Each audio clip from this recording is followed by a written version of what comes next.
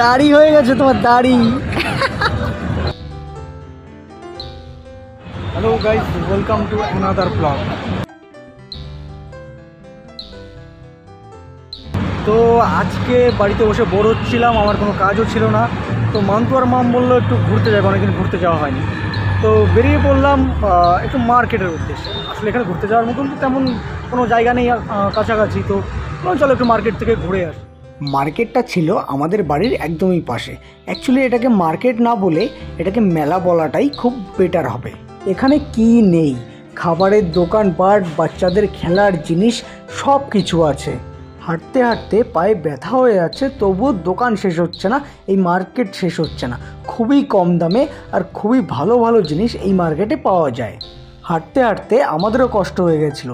তারপরে মান্তু বলল যে আইসক্রিম খাবে। চলে গেলাম আইসক্রিম পার্লারের সামনে। এখানে চকলেট ফ্লেভারের আইসক্রিমটা শেষ হয়ে গিয়েছিল, শুধু ভ্যানিলা ফ্লেভারই ছিল। তো মাম্মাম বলল সেটাই খাবে। প্রথমে মান্তু তো বলছিল চকলেট ফ্লেভার নেই যখন, আমি আর আইসক্রিমটা খাবো না। কিন্তু মাম্মাম যখন আইসক্রিমটা খেয়ে দেখলো খুব টেস্টি, তখন মান্তু আর থাকতেই পারলো না, বললো আমিও খাবো, আমাকেও দাও।